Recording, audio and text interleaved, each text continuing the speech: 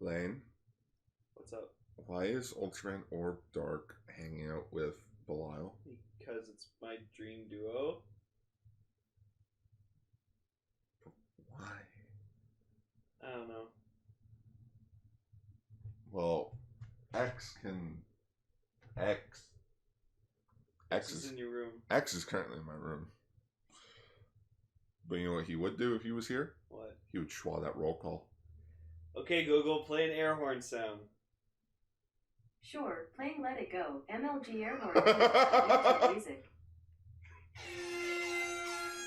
Google, okay, stop. Google, stop. Okay, Google, stop. Okay, Google, stop. Damn, I can't do that. Okay, Google, schwa the roll call.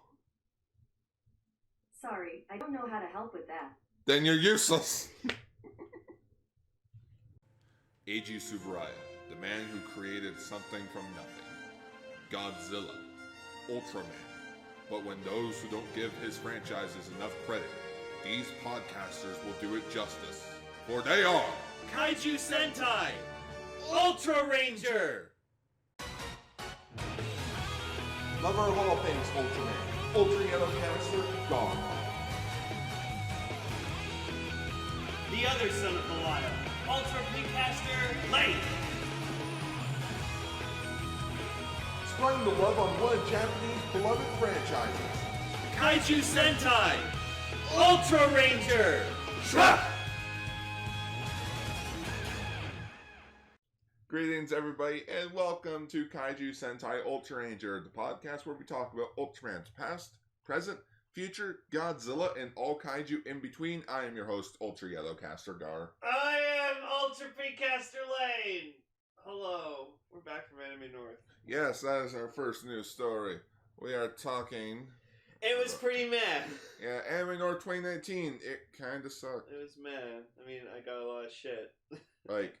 I got 2 Ultraman figure arts, got some Re-Soldier stuff, got some games, and then my biggest purchase was a fucking 1-to-1 scale Retro Lancer. Gar, put up that picture of me with the Retro Lancer. Bam! Make sure you send it to me so that I can put it in. I will. Don't send it to me right now. Make sure you send it to me tomorrow. For fuck's sake. Yeah. Anime North 2019. It was kind of eh. I think mostly because there was no tokusatsu stuff on Saturday. So, like, that kind of just made the day go on and on and on. Well, not even that. It was just... it's because, like, it rained and then, like, just, like... I don't know. It just kind of felt like everyone was just there. No one was like, yeah, Anime North. It's like... Yeah, oh. it's just, they were like, okay, it's Anime North time again. I guess I'm going Anime North. Okay. Yeah. I mean, like, to the people who do go there and, like, enjoy themselves thoroughly, like, nothing against you. Yeah. It's just, for me personally, I did the Nomi no Ichi, I did the fucking, I went to the deals room, like, several times. I bought stuff. That's what I was there for. You know what? So. I think that's the reason why it felt so boring. Because since there was no panels I went to this year, aside from the Keanu Reeves one. Yeah, this, like, why Your Name is, like, considered the best movie ever involving 2 people falling in love across time. Yeah. Which, if you haven't seen Your Name, what the fuck is wrong with you? No, I'm just gonna watch Lake House. No, don't go watch the Lake House. But Keanu Reeves makes out with Sandra Bullock for, like, a minute. It's fucking great. Solid minute. A solid minute. They're just like, om.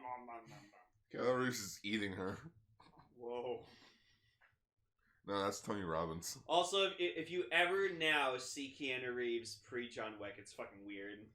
I think there was a Samurai Jack joke about Keanu Reeves. It was like it was Aku from the final season. Just being like, what's wrong? He just keeps staying the same age over and over. He doesn't age. And he has that stupid beard. Yeah, it's funny because Keanu Reeves is like in his 50s. Apparently Keanu Reeves may be attached to that live-action Cowboy Bebop film. Oh, yeah. Well, everyone's been expecting him to play Spike. But Anime North 2019. Yeah, but like I said, I got a Belial figure art and Orb Dark figure art, and they're fucking beautiful. Well, I got a SH figure arts of Ultraman X because my one of my online friends I met at the convention for the first time. We hung out Friday night. It was awesome, and she persuaded me to buy a X figure art. Yeah, she's like a hardcore X fan. She was really cool. So I decided I wanted to give her something. So I gave her my Ultraman X Ultra Crystal. Do it. Which I'm actually gonna miss that crystal because I like playing in the Rube Gyro, so I can make the X transformation song. Gee, it's not like I don't have one. Oh, wait, I actually don't have one. No, you don't have one. I collected the crystal sets, not you. Yeah, well, I still need to get the things that I need. I know. But, oh yeah, we didn't really get to talk about the episodes. So, we're talking about episode 6. Yeah, episode 6 of Ultraman, episode 6 of Tiga.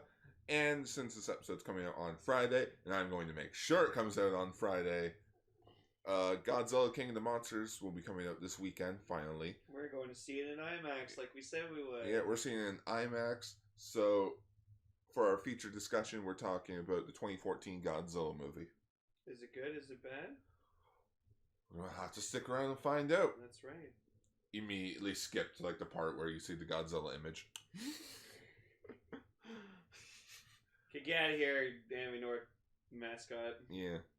Poop. Alright. There's no stories. There's no news. Yeah, there is. Oh, there is? Oh, fuck. Yeah, there's plenty of news. Whoa! So, voice actor Mamoru Miyano will be a guest at Anime Expo 2019 this year. Oh. In which he is, for the Toku community, he is most famously known for voicing Ultraman Zero. You guys are 20,000 years too early to see me at this convention. Yeah. Everyone will be like, ah! He is also known as Ferocious Knight D in Zuden Sentai Ultraranger, as well as the movie Ultraranger governing children music. Okay, I don't remember who that was. I don't remember. I have a feeling I know who it is. I just want to double check. Ferocious 90. See, I was thinking of like Tokuger, like Tokati's imaginary hero. Oh, Curie Navy. Oh, he's Kyoto Navy. Okay. Cool. Well, He's voiced by Ultraman Zero? Guess so. Neat. Ultraman Zero became a baddie. Became the Dark Ranger. And I don't... Yeah, they did adapt this guy for Dino Supercharge. I just don't remember his name. What was it? I'm just going to scroll down. Ferocious Knight D. No, like... No. Heck, no. Badusa. Badusa? Oh, why? Because he has, like, fucking snake hair? Yeah, he turned people to stone. He did. Badusa. That's awful. Yeah. You should be ashamed of yourself, Salon. Hey, if it weren't for him, Shelby wouldn't have learned to create Megazords. So that's how they got Tobaspino in the show. Oh, okay. Shelby created the Zord because they couldn't use the others because they were all frozen. Wait, Shelby did it? Not fucking... No, so Zeno Wing, who was Torin in the American version, he told her on how the Megazords came to be. So apparently what you need is that you need a piece of the DNA of a dinosaur, or like some sort of thing, like a bone, and you also need like the powers of the Energems. You sure you're not talking about frickin' Miss Morgan or whatever like that? Nope, she was frozen. Okay. It was Shelby. What the fuck? Well, I guess Shelby is like Tyler's dad, and Prince Philip helped. Well, no, I guess I gotta remember Shelby. Shelby was actually like decently smart. Yeah. She knew her shit. Nah, I'm just remembering how weird the Curator monster designs are. Well, that's from Kaiju. Remember Santa Claus? Oh god. Remember the Four Seasons guys? Oh yeah. Voiced by fucking Brooke. Anyway, sorry. Cool. Sorry. Zero. It's good that he's going to Anime Expo. Ichi went to that like 11 years ago. Yeah. Yeah, he'll be at Anime Expo. Fucking Raven met Solid Snake. I was fucking jealous. Oh, you meant Solid Snake? I also got taught by Solid Snake. Well, how about this? How about we buy the Zero figure art for $45? Yeah, it's probably Amazon US, so it's probably like $60-$70. Yeah. Anyways, next news story. Speaking about things happening in July, Sunshine City is hosting a Ultraman festival in July.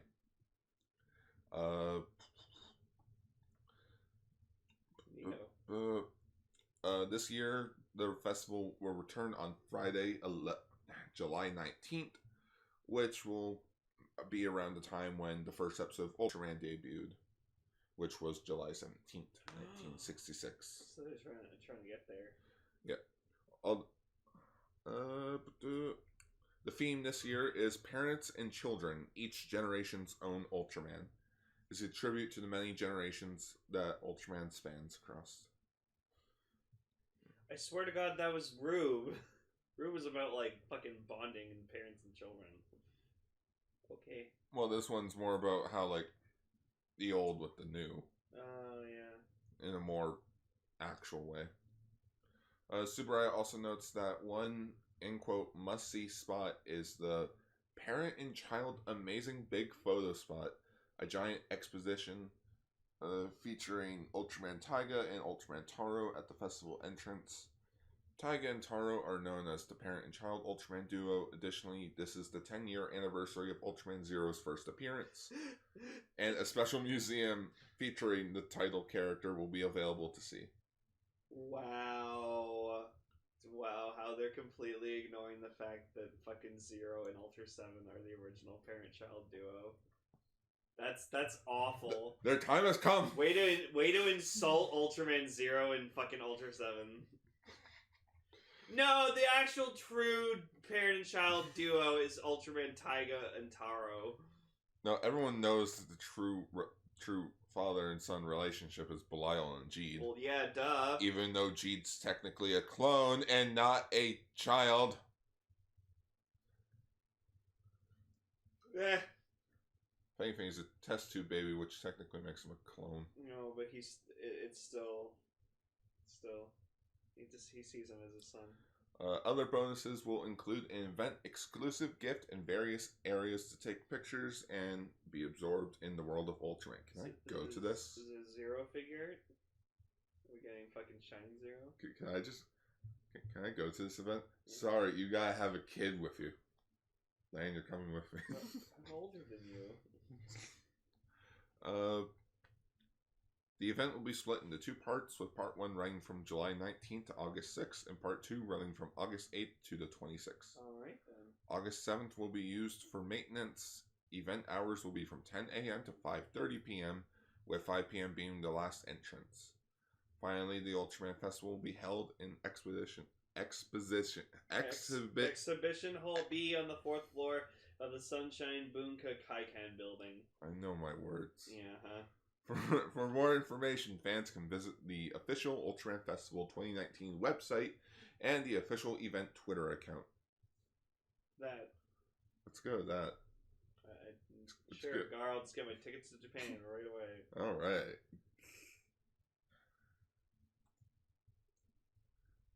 So, yeah, our tagline is all kaiju in between. But what the fuck is this movie? Apparently, there's a sci-fi original movie called Monster Island. Oh, good. So it's one of those shitty fucking, like... Sharknado type of things. Yeah. Monster Island features a story of a gigantic kaiju rampaging on Earth and leaving only destruction in its path. How original.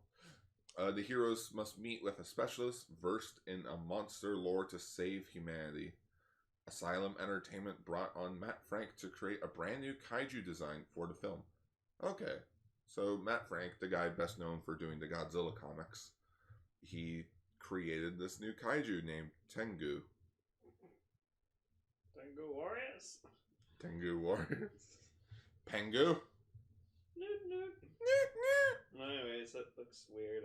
Cool, I guess. Yeah. This looks like a starfish. Looks like Starro from Justice League. Or from DC Comics. Okay, when I was reading this news story yesterday while preparing for this, I just find it funny because they mentioned like stars like Margaret Wood, Natalie Robbie, Donna Carmack Thompson, Adrian Bodek and Chris Fisher. And it's like, additionally, Eric Roberts and Toshi Toda make special guest appearances in the movie as well. I looked up their Wikipedias. They're just also unknowns. Oh, okay. I was like, Toshi Toda sounds kind of familiar, but I guess not. So it's like, why do they get, like, the special treatment when they're also just unknown actors? I don't know. The movie will premiere on the Sci-Fi Channel on June 1st, 2019, and will release on DVD and on-demand services starting June 13th. Can I get in line to not see this? No. Oh well.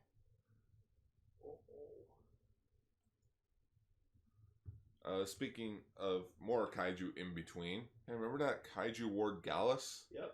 Yeah, apparently they did the Ryu Soldier dance. Of course they did. And why is there no link? I want my link. Is this the link? Oh, there is an actual video. I'm gonna say, wait a minute. Wait a minute. What?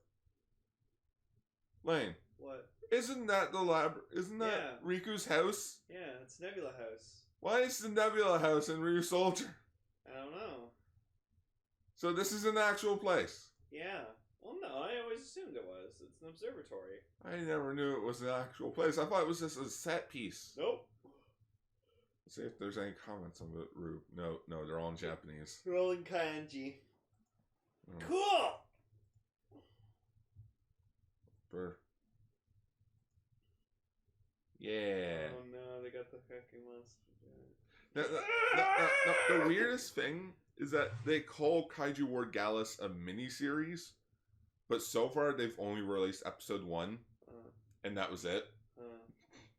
Hey, at least we get to see the Hurricanegers do the dance. Yeah. That's cute. What am I? On to toy news. The Premium Bandai just announced a Ultra replica of the Cosmos Pluck. Yay! AKA the Ultraman Cosmos transformation device. So you can go Cosmos! Cosmos! Bling! It's a flower. Oh my goodness, it is a flower. It's a blooming flower. I never noticed that. I think that's a dumb name for it, the Cosmo Pluck. No, it's the Cosmos Pluck. Oh. Will include sound effects that are heard from the TV series, which are the transformation sound, proximity stone sounds, and main title and opening theme, TV size. Alright. Luna and Chrono Mode themes, Birth of Eclipse, and many more will cost... it will cost 8,800 yen and will be shipped out in October, and pre-orders are now open. Ooh, yeah. I also realized this week that I missed out on buying the Ultra Replica Ginga Spark. Aww. So I'm gonna have to hunt that down. Yep. But speaking of Ginga, we finally got a release date for the SH Figure Arts and a price, and it's a retail release as usual with these Ultraman figure arts. That's why they're cool. They're all, I think, every single one of them is Premium Bandai. Not Orc Dark. Well, that's it's a repaint exclusive figure. No shit. Get your shit right. Still looks nice though. That's not meant to be sold in stores. I know. But you're like, oh, every figure is a fucking retail release. That one wasn't. Not counting exclusive convention event versions. Okay. There you go. Unless I could be wrong. I think Juggler and like, I think Juggler and Royal Mega Master were Top Machine Nations.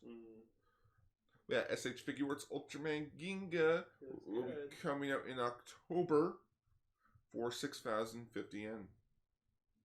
It's looking good. Yeah, he looks gorgeous. Like so gorgeous. I want it. I want it so badly. So I always like his design. It's like how different he looks from like a usual Ultraman. I also find it funny how the first Ultraman, the new generation era, is the last one to get the SH Figure Arts treatment. Right? Because they started doing these with Orb. Yep. So let's say they started doing them with Orb, then they did Jeed, And they did Zero, but Zero technically doesn't count as a new gen hero. Rosso and Blue, then they did X. No, X happened after Jeed. Then they did Rosso Blue. Victory's coming out this month, which I'm glad to get that. And Ginga. So, yeah. Yeah, I still need to hunt down a Jeed. Hopefully we can go back to the Showa era soon to finish up the brothers. I might get Belial Atrocious as well. And that is pretty much it for news, aside from the fact that I am also, as of this episode's release, I will be jobless. Aww. Yeah, I think I should tell everybody now that I lost my job. Well, not because you got fired. Yeah, or not anything because like I that. got It's fired. because My work actually shut down. Yeah, because the place he works at is being replaced with a condo. Yeah, my workplace got bought out by a condo. And I feel sorry for all of us. Yep. Sad. But at least I still got Ultramans. There you go. But now I need to find a new job before Tiga so I can buy all the Tiga stuff. Gotta buy more Ultraman. Oh my god, this just in. Fucking Blue's Clues is coming back. What? Oh look, it's Josh. Wow, Blue looks way more fucking defined. Let me see. I want to see. What the? Ah! Get rid of it. Get rid of it. You can't really play this lane because you gotta stop playing it. Oh yeah, fucking Magenta's there too. No shit. I did not realize that Blue was a fucking girl for a long time. I keep forgetting Blue's a girl. Blue's a girl. So who the fuck did like Steve let into his house? See, everyone knows Steve just let Walt. Well, Steve left the show because the actor was losing his hair, so he's like, "Oh, Yeah. I'll lose my hair on the show." And then now he's in a heavy metal. I'm shocked that they're not replacing the notebook with an iPad. Yeah, right. With the notebook app. Handy dandy iPad. Yeah, the handy dandy. Nope. Yeah, a tablet in which he pulls out like a pen from it, and like he draws it out on the tablet. And it's like an email. Yeah. Emails instead of letters. We just got an email. I wonder who it's from. It's spam. No, if you want to see a good Blue's Clues parody, go watch Michael Keaton on Saturday Night Live. It is one of the funniest things ever. Yeah, Michael Keaton was on SNL. I think it was back when Spider-Man Homecoming was coming out. Oh. And he was like, it's a Blue's Clues type of like show parody, or it's okay. It's more like Pee-wee's Playhouse. Yeah. But it's one of the funniest things in the face. Oh, cut the time. Yep. Oh, did you find it? Yeah. Okay. Anyways, on Ultraman. Shah.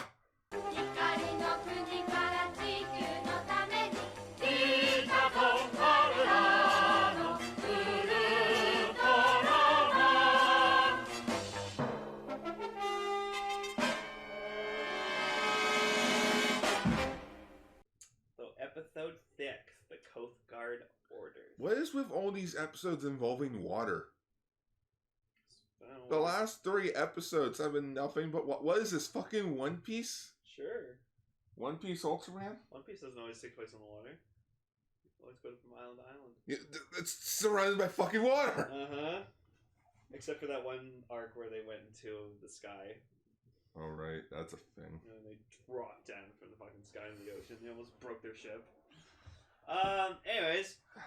So, yeah. So, this episode apparently involved chocolate, a giant sea monster, and diamond smuggling. So, woohoo. What was the name of the kaiju again?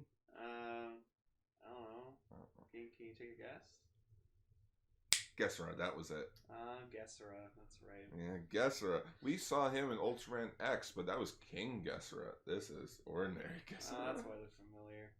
But yeah, so the name of this episode's gonna be Take a Gesura. Take a Gesura. Take a Gesura. Take a Gesura.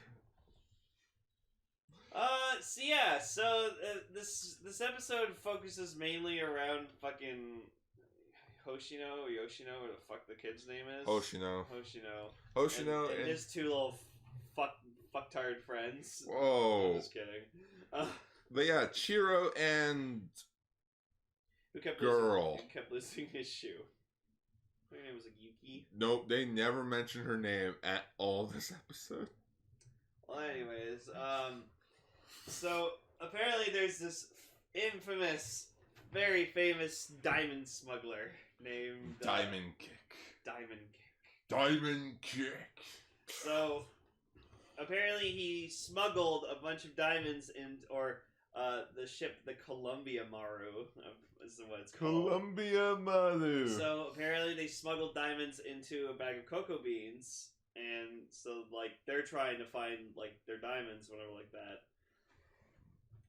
But then also one of like Hoshino's friends is like, "Oh, it's a monster," and like Hoshino for some reason doesn't believe him. He's like, "Oh yeah, no, there's no monster out there." I'm like, "You're part of a fucking group that specializes in shit like this. Why don't you believe that there's a monster out there?" Because everyone's a fucking idiot. No, it fucking like just they can't keep track of. It's like, oh, that's not real. you fought you. This is what you fought aliens. Yeah, you just fought like a garbage bag monster last week. He wasn't there last week. He doesn't remember that. Last thing he did was freaking use the spider shot to take down one of the kaijus that could turn invisible. Yeah. And then fight Ray Gun by running away from him. But like, so then like he calls the science patrol saying like, "Oh, we saw diamond smugglers." Yeah, we saw Diamond Kick, and like Asashi or Arashi is just like, yeah, sure, Hoshino, alright, you stay the fuck there, okay, bye-bye. Well, no, he's not like that. Well, it's kind of like that, but he's also like, yeah, that's police work. We're the science patrol. We take care of paranormal shit. Yeah, but he also thought he was just kind of fucking around with Yeah, he's like, go home and call the police. Yeah, remember. no, don't go after him. Don't go after him. Yeah, and so, like, he tells the rest of the science patrol, and, like, Hayata's just like, yeah, no, there's some bullshit about. We should go, like, investigate it. Oh, yeah, because Fuji's like, oh, yeah, like a 45-foot dead shark corpse. And 65-foot. Yeah, 65-foot shark corpse landed on the shore of Yokohama. And Hayata's just like, wait, what did you say? And it's like, how did a shark get that big? I just wanted in Ultraman's head to be like, 65 feet. That's a tiny shark on my planet. On my planet, sharks are 200 feet. Yeah, so apparently in the Tokyo Bay or whatever like that, they like dump a shit ton of like toxic waste and like bad shit in it. So that's what causes everything's our fucking fault. So apparently Gesura is actually like an even smaller fucking monster, like kaiju, but then like because of all the toxic waste in it, it just grew bigger.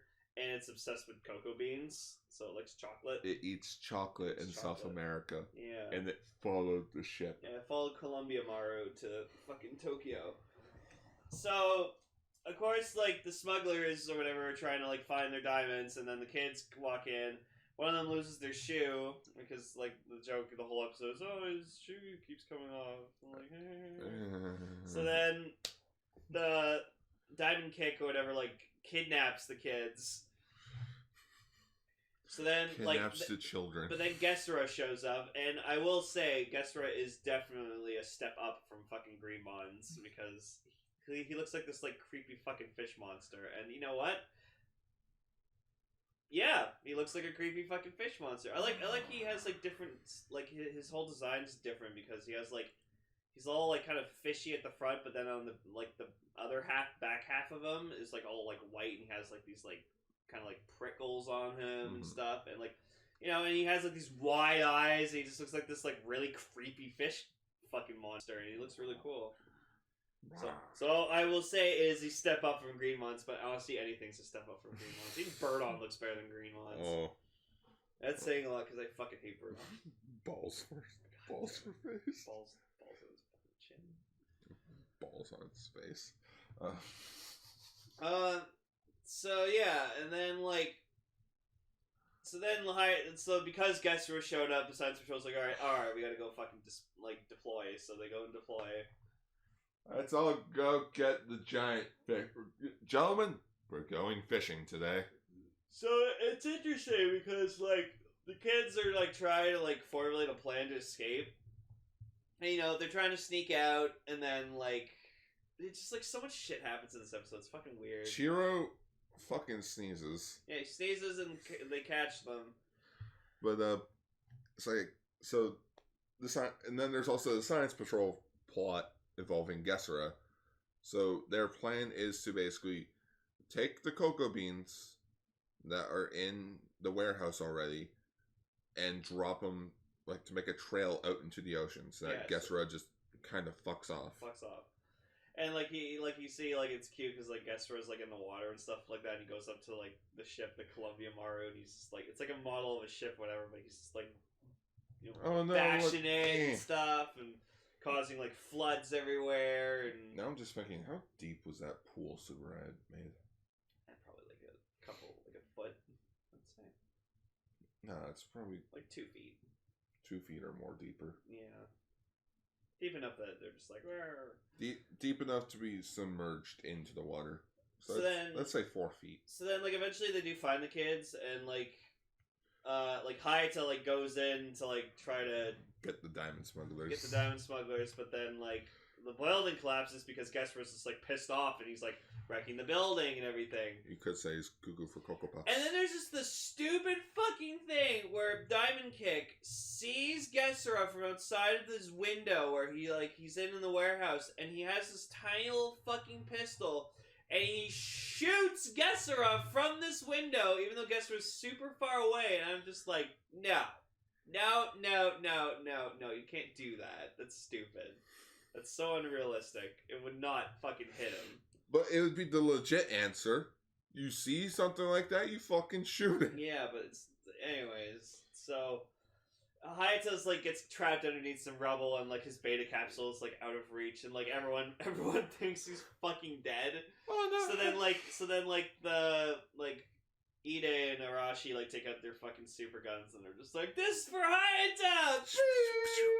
And like it does nothing because like these guns never fucking do anything.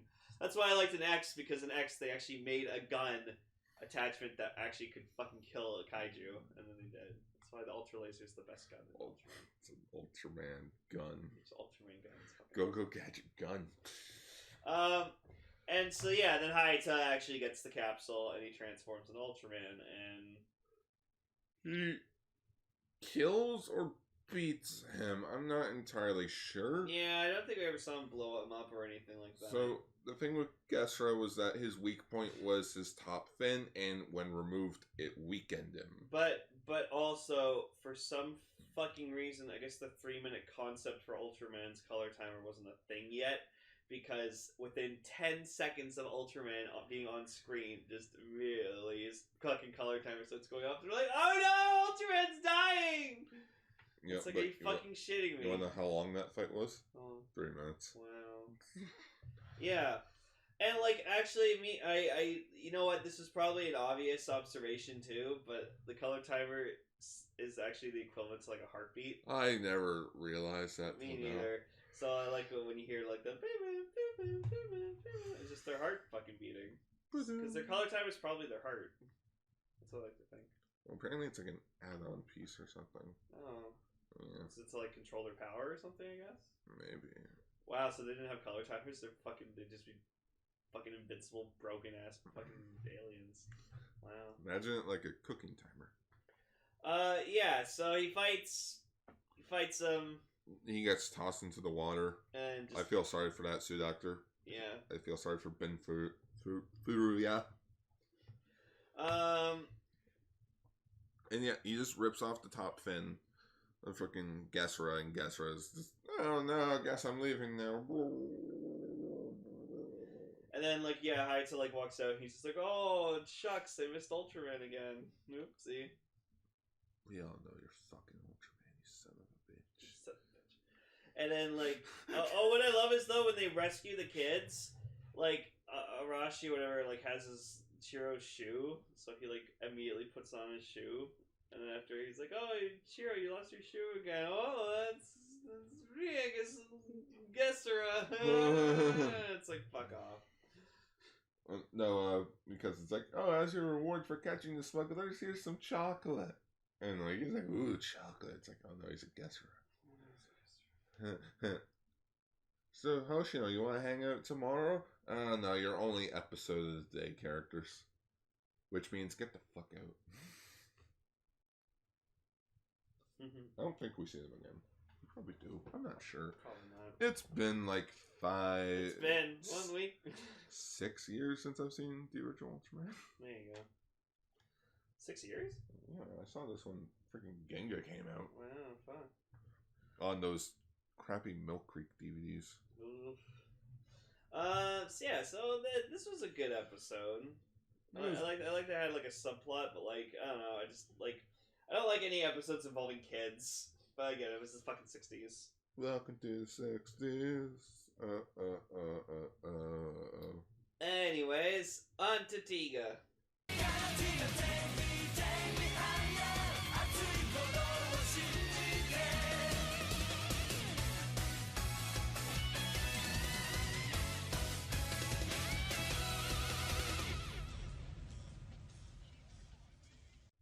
So, Ultraman Tiga, episode 6, Second Contact. Wait, what happened to First Contact? That was episode 1. Oh wait, no, that was Star Trek. Oh no, it's Second Contact because it's Hori trying to like contact. Oh. Yeah. So we got a horror focus episode. I'm going to admit, when the first time I watched this episode, like I don't know why, but like Tiga really like, it just really takes me away from my attention span. So like I cannot like focus for some goddamn reason. So I like end up missing so much of the episode.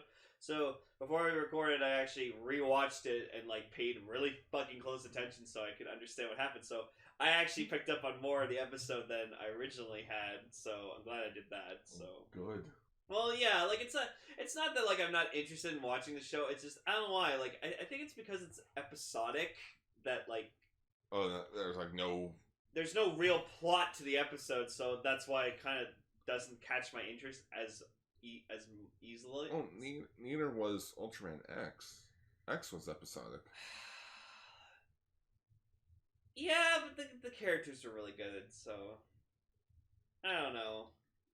It just Tiga seems bland right now. Maybe it gets better later. I'm hoping so. We're only 6 episodes. Probably if I was watching this like week consistently, like at one after the other, then it'd be like more interesting. But that may be it too. But yeah, so I rewatched this episode again, and so yeah, so it's a Hori focused episode, but it's not the Hori episode I want. I want one involving love. Oh, me so Hori, me so stupid. Yeah, I rewatched a bit of 40-Year-Old Virgin. I still love that movie. I can't get over it. Like I don't know why. I watched it recently too, and I just didn't find it as funny. Aww.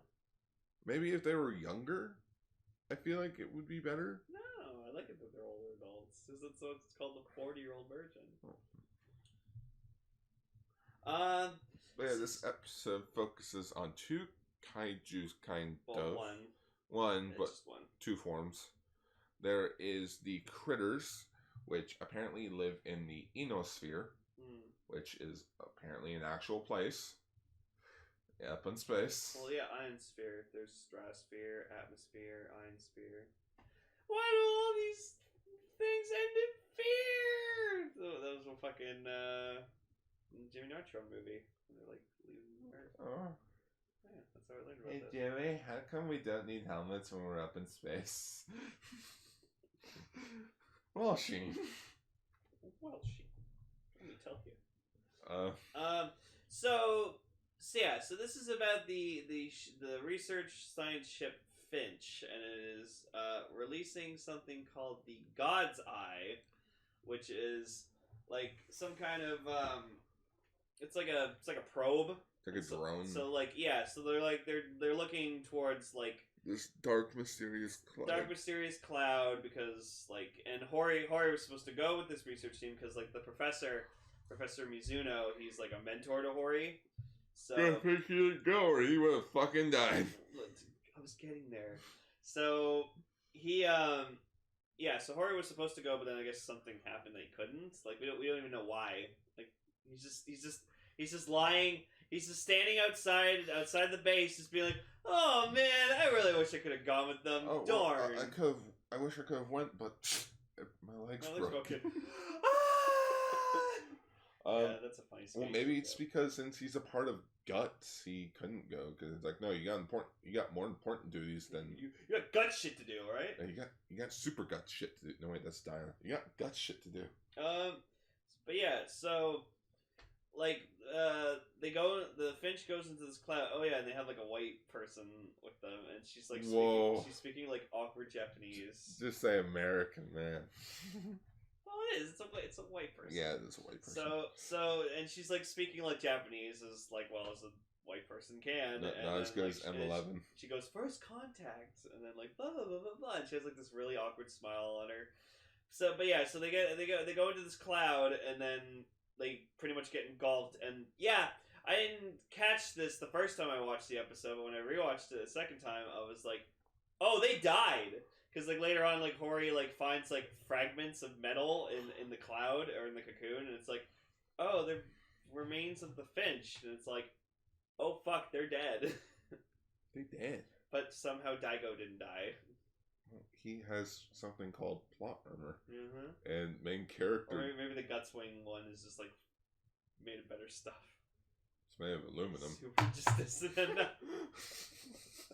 What kept this baby together? Duct tape. No, guts tape.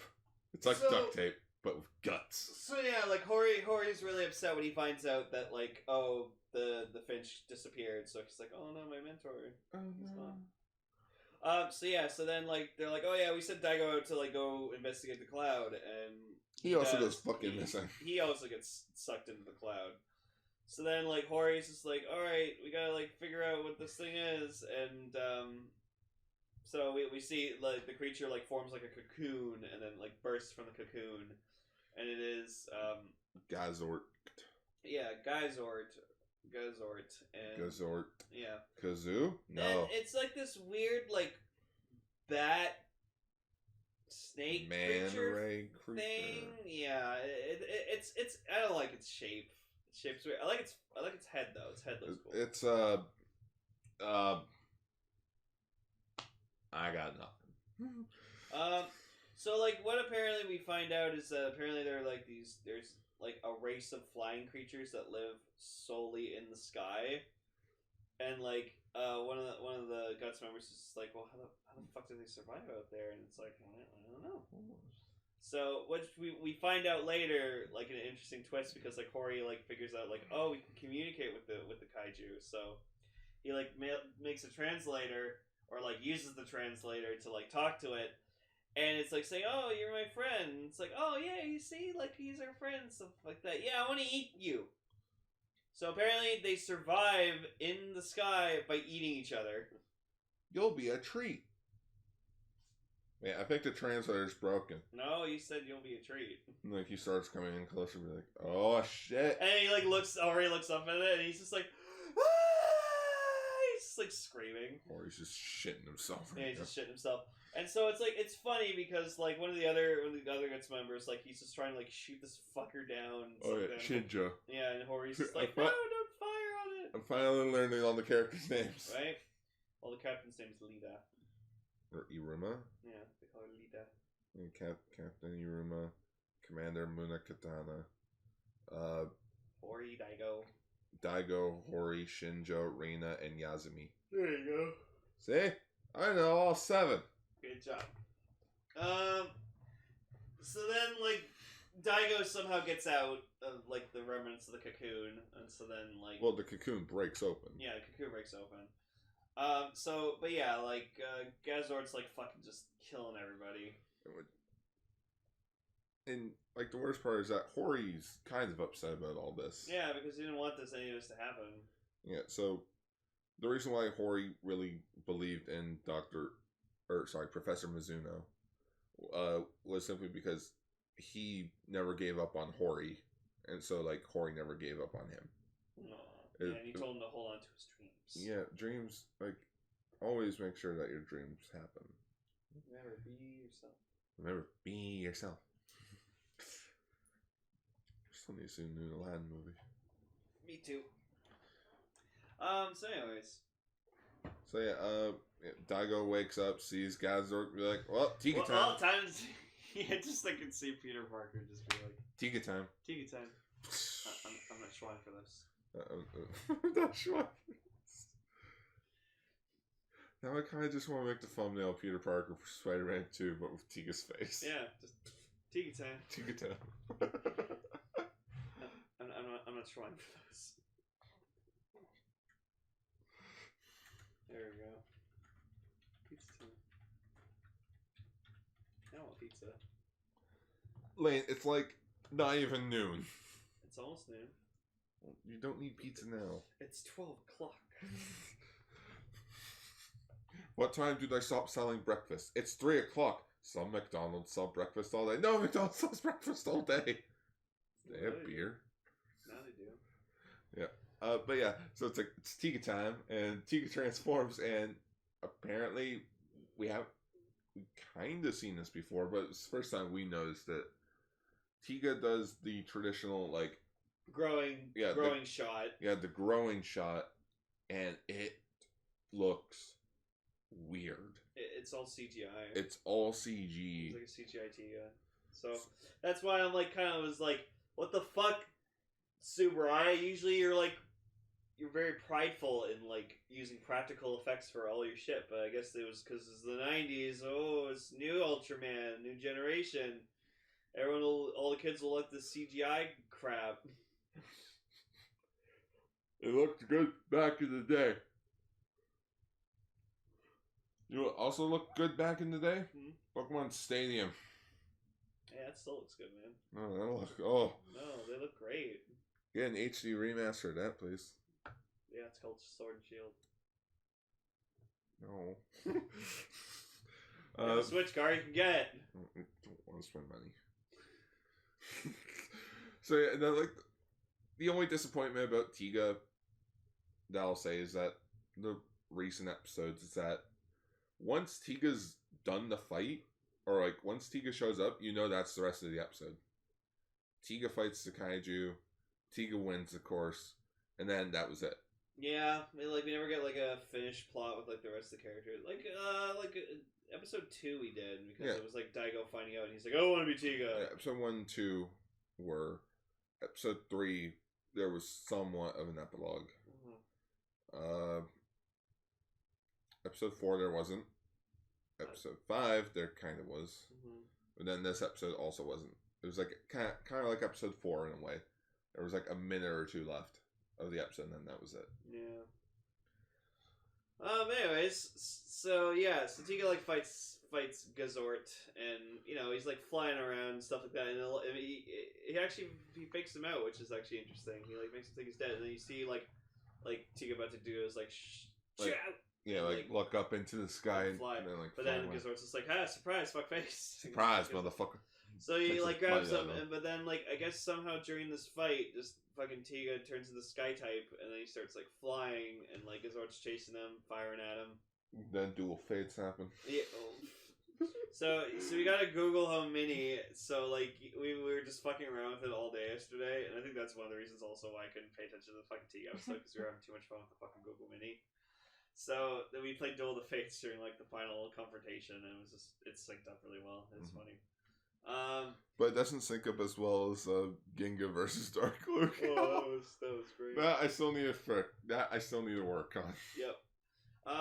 So then he hits him down with a kind of this energy punch attack or something. Oh, I wrote it down. The Flash Bomber attack. Oh, it's a Flash Bomber? Yeah, cool. Flash Bomber!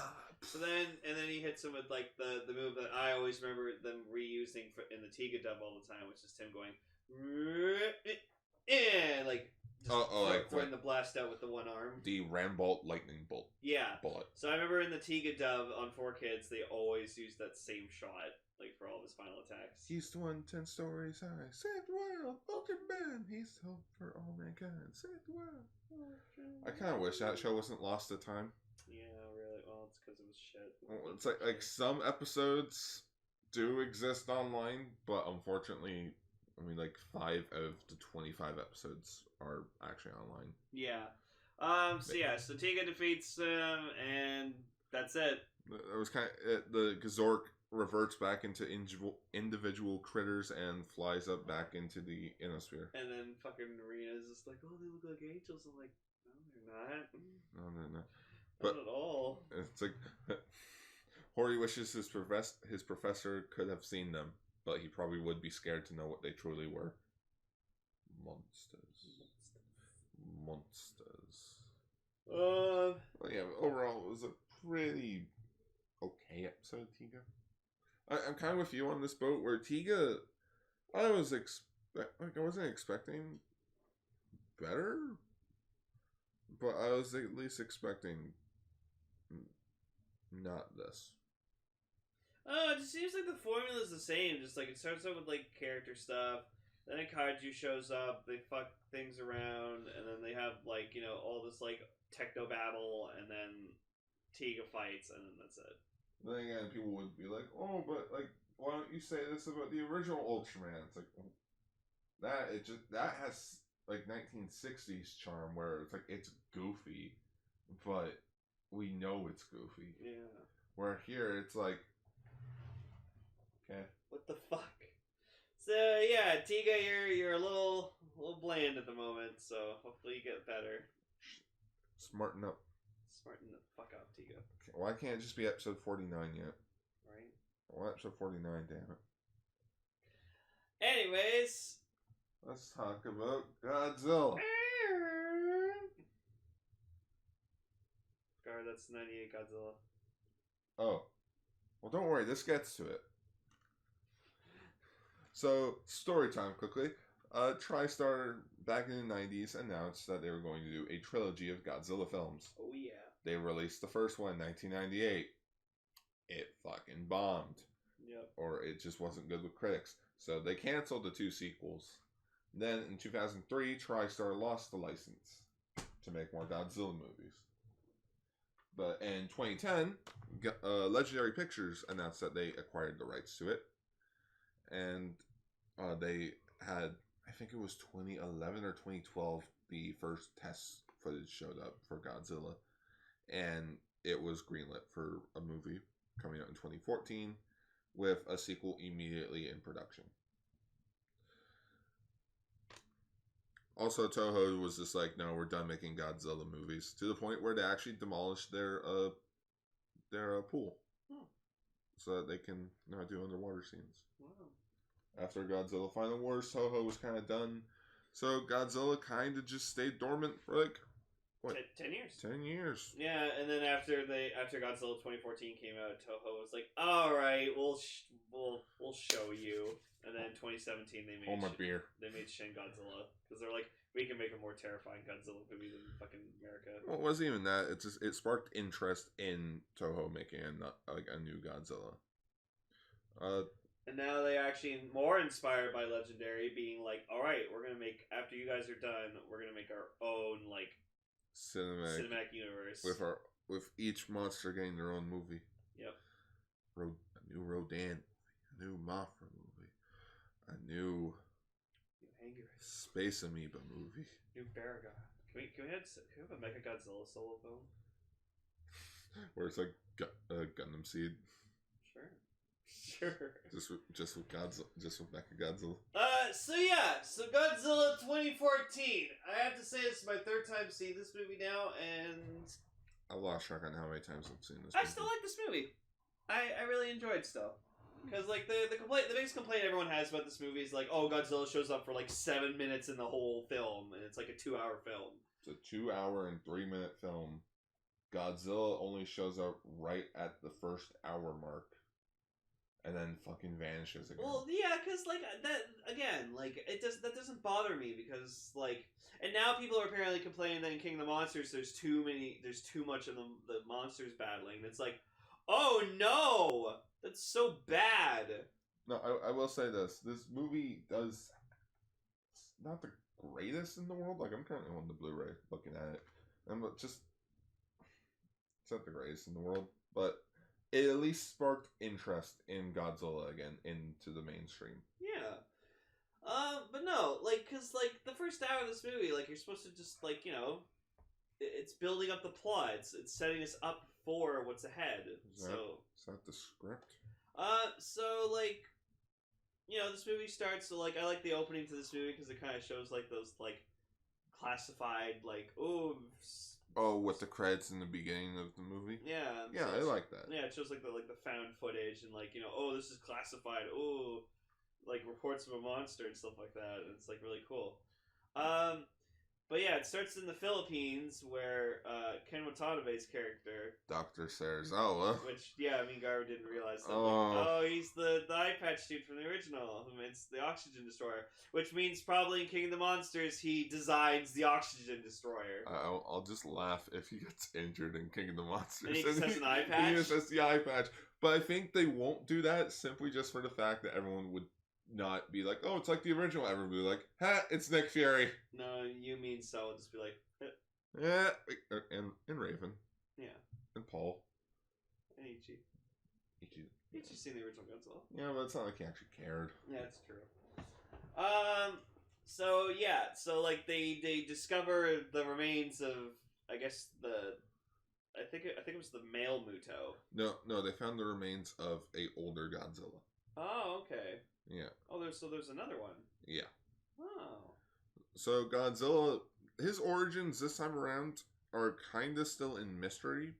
Hopefully, it's explained in the upcoming movie. Well, like I think they said that like that's the same Godzilla from 1954. Yeah. So in 1954, that's when Godzilla first emerged. Yeah. Into the world, in which all the nuclear testing wasn't really testing. It was to destroy him. Yeah, they were trying to kill him. So which means that like it's interesting that like Godzilla isn't in this movie. He isn't like made from us. He's just this creature that's always been around for God knows how long. Yeah, in which in this movie they don't refer to them, but Dr. Serizawa, Ken Watanabe's character, he mentions how long before the dinosaurs, there were giant creatures. Because apparently the Earth was covered with more radiation back in the past somehow. I guess so. I'm not sure. I don't know how radiation works. Me neither. But what happened is basically they fed on this radiation, and over time they went deeper underground into like the Earth's core, simply because there's more radiation down there, and that's why we haven't seen them. Yeah.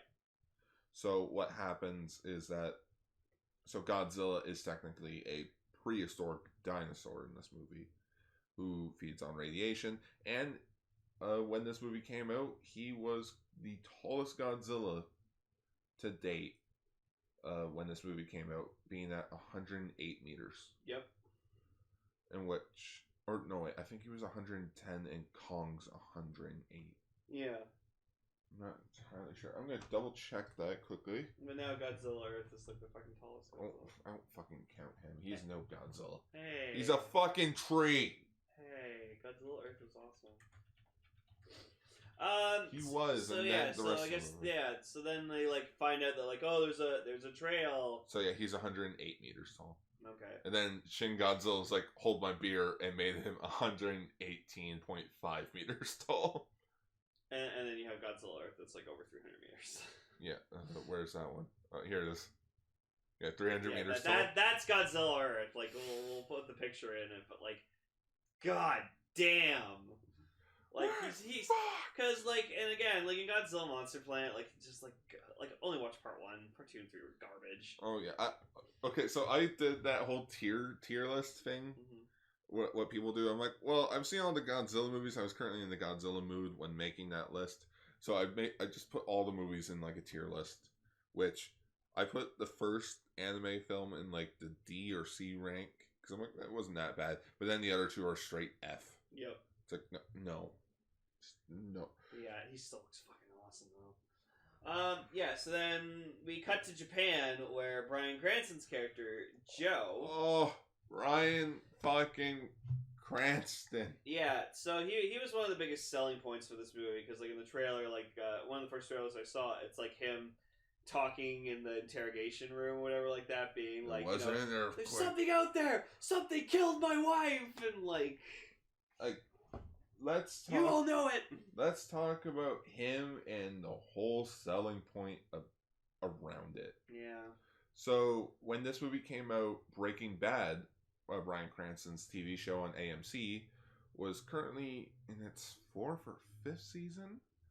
I think it was on its 5th season, and then it was wrapping up. But what happened was, he did the movie. He's only in it for like the first half hour per se. Yeah. Like first 30 minutes, and then his character unfortunately gets killed off. Spoilers for a 5-year-old movie. But yeah, he gets killed off, and then we follow his son, who is played by Aaron Taylor Johnson, aka Kick-Ass, aka Quicksilver. Marvel Studios Quicksilver. Yeah. From Avengers Age of Ultron. He plays Ford. Yeah, he plays Ford. His name's Ford, for some reason. Stupid name to name your fucking kid. Fucking Ford. You named him after a car. Congratulations! You named him after Toronto's mayor. So Bryan Cranston's character Joe, he works at like a nuclear power plant, and Who else is there? Gary Chalk. Yeah, Gary Chalk's in the background. He has one line. Yeah, he has one line, but like we're just watching it, and be like, it's Gary Chalk. It's Optimus Primal. He just shows up randomly in these movies. Apparently, he's also in what was it, The Predator? Yeah, he's in The Predator as the postman. Yeah, he's in The Predators. Yeah. He's also in Power Rangers. In deleted scene. Yeah, in a deleted scene. And then he's going to be in the Sonic movie. Oh yeah, he's also in the Sonic movie. And in Watchmen. And what? Yeah, he was one of the generals in Watchmen. Oh yeah, he was. Yeah. He gets around. So he's good for minor roles. Dude, if I ever met him, be like, oh, dude, I loved your Watchmen. Remember in Godzilla? Or he had that one line and be like, no, I don't remember that. And then I would talk about him with like Sonic Underground. So like essentially like the whole plot of this whole movie is just like there's two kaijus. They're nicknamed they're designated the Mutos. So there's a male Muto and there's a female Muto. So the male Muto is smaller, has wings, and then the female Muto is like the bigger one, like the alpha, and like they're trying to breed, like they're trying to mate, and like the incident that happens is like the male Muto, whatever, like that, it's like awake and it's trying to call its mate, and so that's what causes like the earthquake, and like it sends out an electromagnetic pulse, and then it causes a breach in the power plant, which causes like gas to leak, and it's like trying to escape from the power plant. So Joe's wife is trapped down there because like he sent them down to like go investigate to see why these like seismic activities are happening. Yeah. But then they get trapped down there, and it's actually, I gotta say, Bryan Cranston, holy fuck. Oh, his acting is phenomenal in this movie. Bryan Cranston in anything. Like you see that, like you see him, he's waiting for his wife. Like he even asked his assistant to make sure that the machine is on manual. It's on manual so he can like lock it himself so it doesn't automatically do it. And then he doesn't see her running down, but then like the gas is coming towards, and you just see him just like scream like ah, because like he doesn't want to close the door, but he knows if he doesn't do it, like fucking thousands of people are gonna die. So basically, because like the other scientists are basically saying like, if that leaks out, the entire city will probably get contaminated with radioactivity. Or if you shut it in, only 5 people die. No, only 5 people die.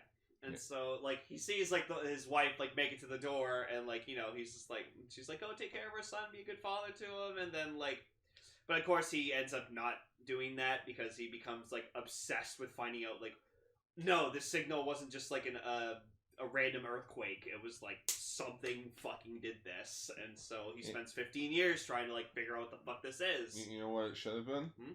You know who it should have been? Oh, Godzilla was responsible for it? It should have been Godzilla. Like, not the Muto. No, but that's the thing now, Gar. Like, Godzilla's not the villain anymore in these movies. He's the hero, and that's what people are trying to establish him now. It's like, oh, he's a hero monster. People don't understand that he used to be a fucking, like, destructive monster that didn't care about fucking humanity. Remember in Godzilla vs. King Ghidorah? Where, like, he beat up King Ghidorah, it's like, alright, so now what? Now Godzilla's off fucking rampage, destroying Tokyo, because it's like, oh shit, it's still Godzilla. Yeah, so... Bringing Godzilla 2000. How did that movie end? Fucking Japan's in flames because Godzilla just wiped it out. Yeah. So it cuts to 15 years later. Ford's now like an older man. He's in the army. He's in the Navy specifically.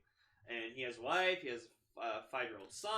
Let's talk about his wife. He's fucking played by Elizabeth Olsen, aka Scarlet Witch. So what's funny for me is that I saw this movie after I saw Age of Ultron, so I just saw them and I was like, oh, that's cute. Like, they're in this movie together. They see them kissing. Ah! They're brother and sister, man. I'm not going to make that joke because I am a mature person. I think of it as they're both actors. Yeah. And it's just a coincidence that they were both in the same movies. Chris Hemsworth and what's her name, though, that's... Oh, don't even get me started with MIB International. I do not care. I do not care. I'm refusing to watch that movie. Oh, it's on your... I've never... Are you blacklisting it? Kind of, yeah. Wow. I do not want to see MIB International. Alright, it is confirmed. Lane has blacklisted Men Black International. I love Gar's joke with this. My favorite. Just call MIB 4. Just call Men Black 4. No, I don't. I saw the trailer for MIB International. I just didn't care. I was like, I think that's one of the reasons too, is because fucking Chris Hemsworth and Valkyrie's actor are in it together. So I'm like, we already had that. It's called Thor Ragnarok. Which that is a problem sometimes with casting people. Mm-hmm. It's like, yes, they work together in Thor Ragnarok, and yes, they're also in the new Men in Black movie coming out. But that's also like, you're just gonna make people remember Thor Ragnarok. You're like, oh yeah, they already did this. Yeah. It's kind of like when she was also in Creed. Yeah, that blew my mind. With Michael B. Jordan. And that I didn't mind, because Michael B. Jordan was also in the MCU, but he wasn't interacting with her. Yeah. Anyway, sorry. No, it's okay. So yeah, so Elizabeth Olsen plays His Ford's wife. and they're like, he just got home from being like on tour or whatever like that, like in somewhere. Isn't he like a bomb expert or something? Yeah, so he's part of the ordnance disposal unit, so he's responsible for like disarming bombs and like towns and stuff like that. Like, have you ever seen the movie The Hurt Locker? That's purely a movie mainly about bomb disposal. So it's actually, if you're into like military movies and stuff like that, Hurt Locker is really good. It was directed by a woman too, so it was like won an Oscar, I think. Damn. Yeah. Yeah, it's really good. I think. Oh yeah. Aaron Paul's in it. He's the main character, I'm pretty sure. Oh, Aaron. Pretty sure. Who was also in Breaking Bad. Yeah, he's currently more famous now for being... I think he's... Yeah, he's so... BoJack Horseman, right? Yeah, he's in BoJack Horseman as... Oh, I can't remember his name right now. Todd. Oh, never mind. Jeremy Renner's the main character in Hurt Locker. Oh, Jeremy. Yeah, Hawkeye and Falcon are in it. Oh, and Guy Pearce. And Oh, and Evangeline Lilly, Wasp, Hawkeye, the Mandarin, and the Falcon are all in this movie. I didn't never watched that movie. Anyways, sorry about that. Sorry for fucking... I would rather talk about actors in movies than Godzilla 2014. Oh, no, but okay, so yeah, he finds out that his father got arrested in Japan because he went to the quarantine zone of the city, like where the power plant was. Where the incident happened, so then he's like, brings him, he goes to him, and his dad's like, oh, blah, blah, like, the same signal that happened 15 years ago came up again, so like, it's not a coincidence. So he convinces him, like, okay, let's go back to our old house so I can find my old readings, so I can like prove that it's real. Mm-hmm. So they go there and they find out that the place isn't actually like covered in radiation. Yeah, it was covered up by the military. Yeah, because like he pulls out his reader and it just says 0. Yeah, and also you saw like a bunch of dogs. Yeah, it's like a bunch of dogs running by. It's like, oh man, I feel sorry for those dogs. It's like, no, those dogs would be dead. Radiation.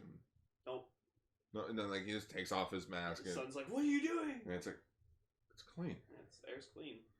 So they go to their house and they find the signal, but then they get picked up by the military or by like Monarch, I guess. And so Speaking of Monarch, we noticed something in the movie last night.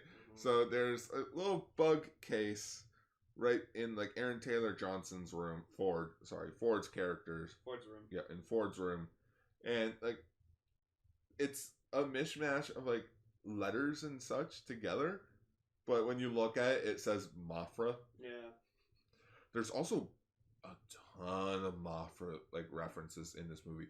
Like in the in the flashback when he was a kid, on the wall there was a thing about moths, like insects, and it's like also in Monarch, freaking Monarch, giant butterfly, moth, fucking Mothra everywhere, man.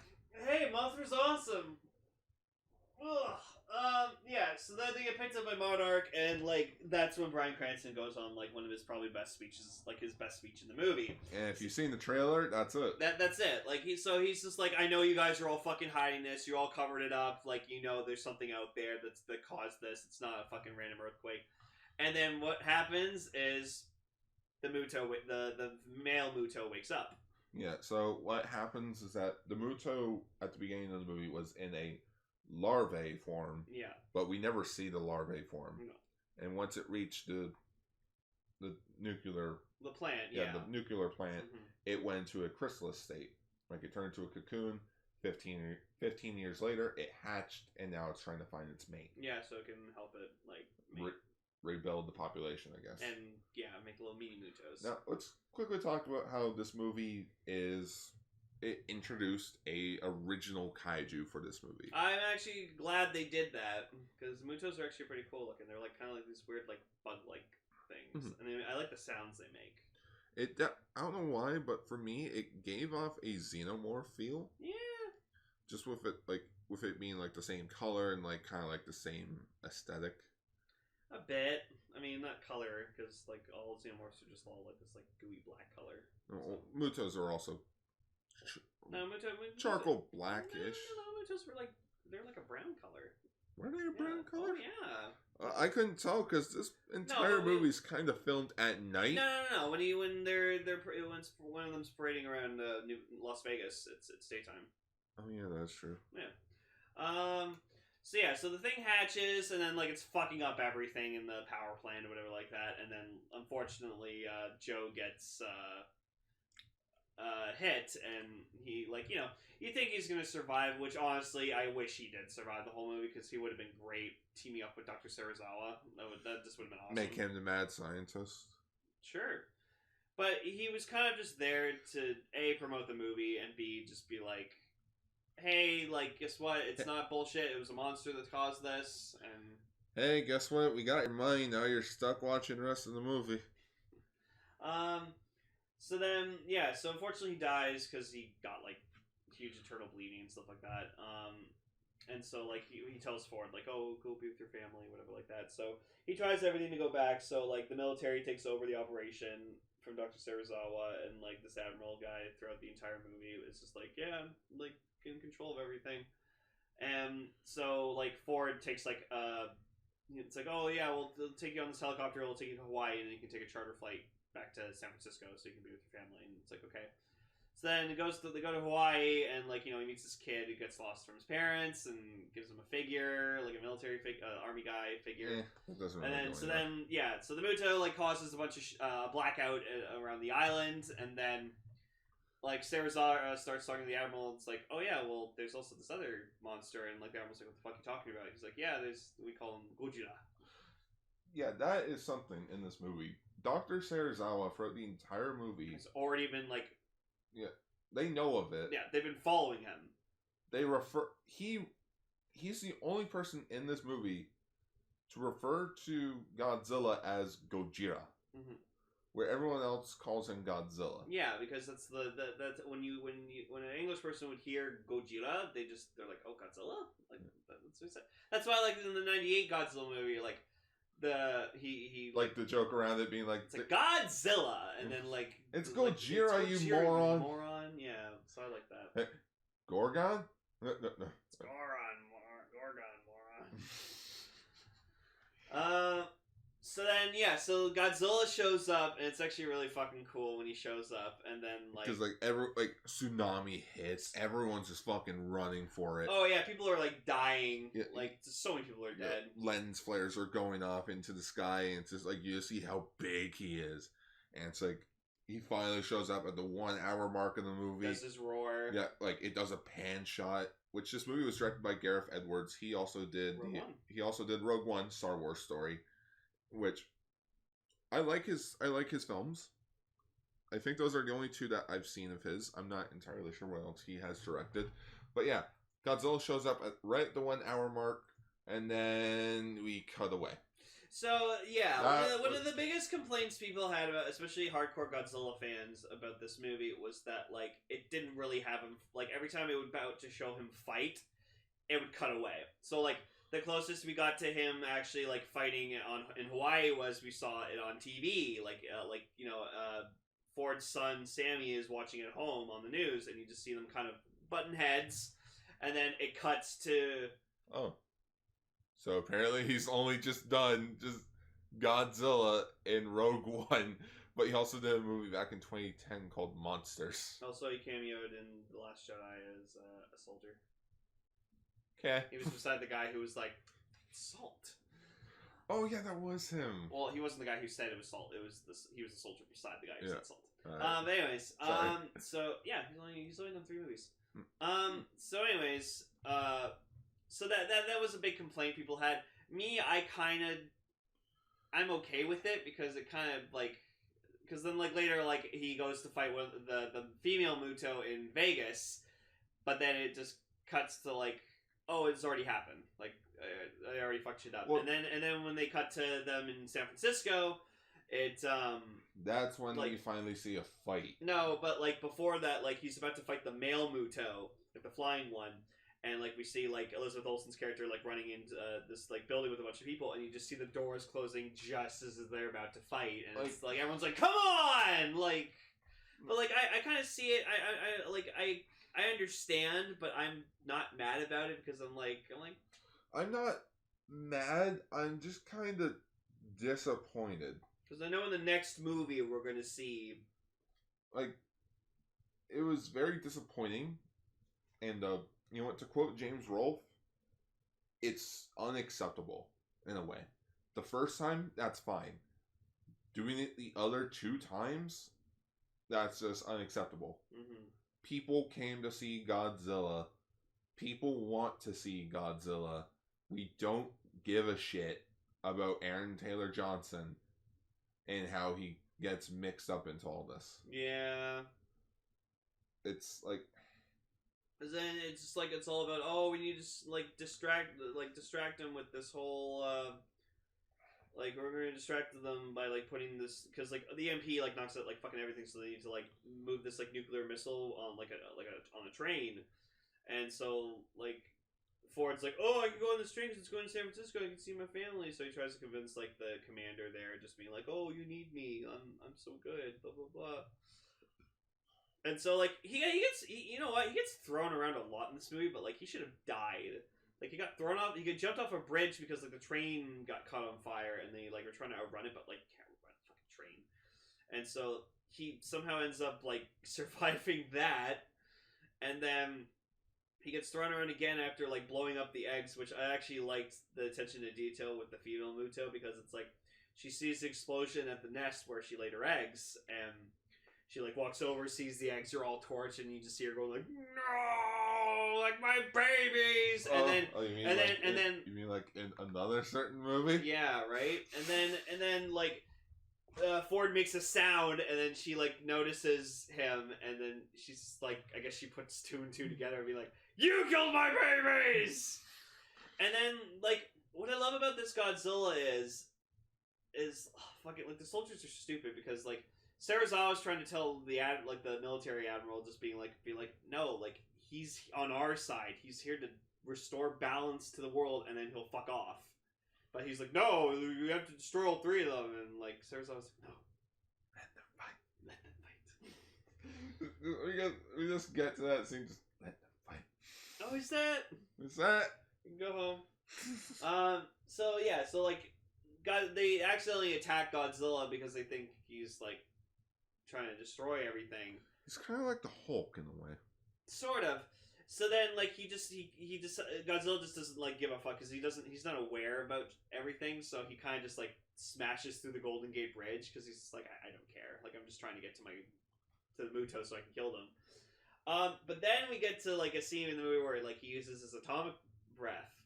It's fucking awesome. Like you see it like going through his tail and it's like all glowing. You just hear whoom whoom whoom whoom whoom whoom whoom, and then just and like it actually looks like blue fire, and I like that. Yeah, and like even the soldiers are like, what the fuck was that? Oh shit, he can breathe fucking fire. Did he just breathe fucking fire?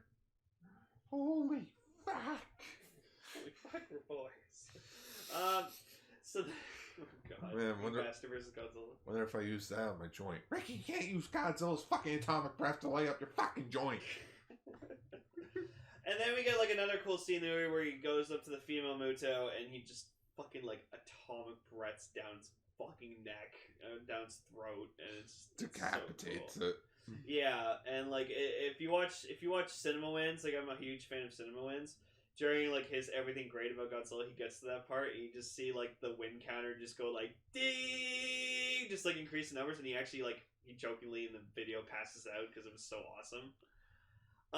And yeah, so Godzilla kills both of them, and then he like gets exhausted and he like collapses, and so everyone thinks he's dead. And then I actually kind of like it that they're like kind of surrounding him, and then he just kind of goes, "Oh fuck!"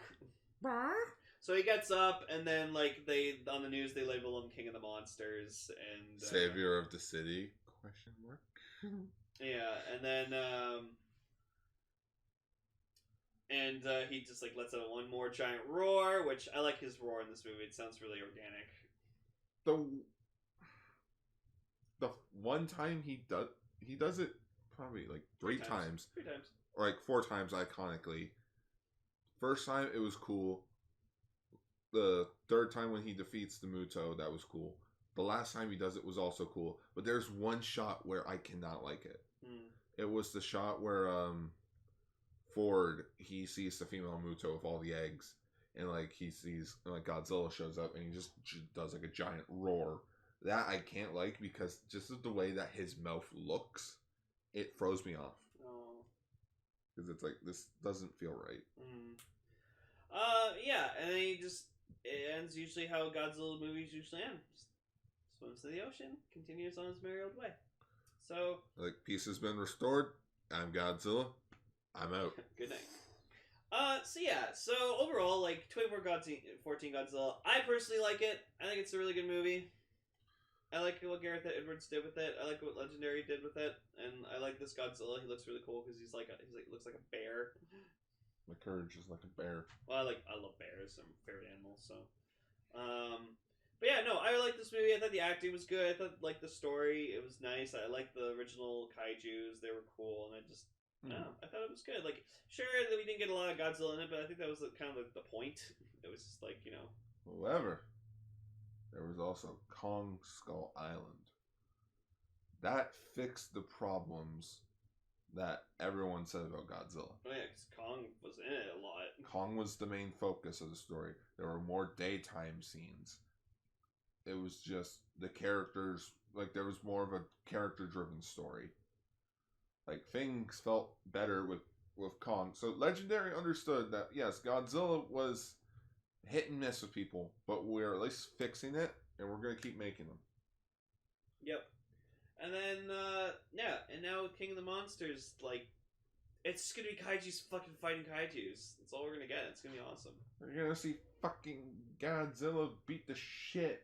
And King Ghidorah. King fucking Ghidorah. So, yeah. So, overall, I enjoy 2014 Godzilla. I think it's a really good movie. I also enjoy it for some parts of it. Like, everything with Serizawa, I like. Aaron Taylor Johnson, not so much. Yeah, no, I can understand why people didn't. Like, he was okay. He was just generic as fuck. So. Hell, his kid was kind of... Like, I'm just thinking about it now. I'm like, if you wrote the kid out of the movie would still be the same. Just, he's just trying to get back to his... Like, he's just trying to get back to his wife. Yeah. Maybe she's. You know what would have made it a bit more scary? To think that, like, say if he didn't have a kid, he got home after the military, his wife's pregnant. Yeah. And it's like That's why. all this is going down. So like now he's like, I gotta be there. I have to be there for my newborn son. Yeah, I gotta be there for my kid. Yep. And like the whole scene at the beginning, it was hit and miss with me. Everything with Bryan Cranston was fine, but I don't think there should have been the time skip. That should have just been like, this is happening then and now. Why did the Muto need to wait 15 years? And how come the other Muto didn't like come straight to the egg? Well, because it was explaining, it was like, oh, it was feeding off of the radiation. It was feeding off radiation so that I could like eventually go meet with it. So. Yeah. Also, the abandoned city in Japan. I'm just saying that could have been a better place to have the final fight. Why did they go back there and King Monsters? Just, there's no one there. We can blow everything up and no one would care. Right. If I recommend anything, if you don't like this movie, actually, no, there are 2 YouTube videos that I would recommend. First one being how it should have ended Godzilla 2014. Because that's kind of funny in a way. Because Man of Steel also came out like a year prior to this movie. So that's also funny. How like Godzilla basically destroyed half the city and everyone praises him. But Superman destroys half the city and everyone hates him. And then there's also James Rolfe's review of the movie. In which like he gives his own critique and he also gives his idea of what the movie should have been. Which I kind of like his idea for the movie a bit more. But with that is Kaiju Sentai Ultraranger, episode 82, Take a Gesura. Take a Gesura. And next time, we don't really have anything planned. It's just, hey, we're going to talk about just 2 episodes of Ultraman. We'll maybe come up with a discussion topic. Who knows? Yep. But for now, it's just next time we just got 2 episodes. Yep. So as always, schwa for now, everyone. Schwa for now. Hey everyone, thank you for listening to this episode of Kaiju Sentai Ultraranger. We appreciate your dedication to listening. If you have an opinion on the news or shows we talked about, leave a comment down below. #comments for Lane. If you want to check us out on other social media pages, you can check out our Twitter pages. As always, you can follow me at twitter.com/autobot. You can follow me at twitter.com/Lane_. For other pages, you can find my blog, Gar's Toku Blogs, on facebook.com. And while you're on Facebook, why not give Radio Sentai Castranger a follow? For older episodes of our shows, you can find them at castranger.podbean.com. And we also have some merch, such as t-shirts and bags, available at tpublic.com. That's all for this exciting episode of Kaiju Sentai Ultraranger. Until next time, schwa for now!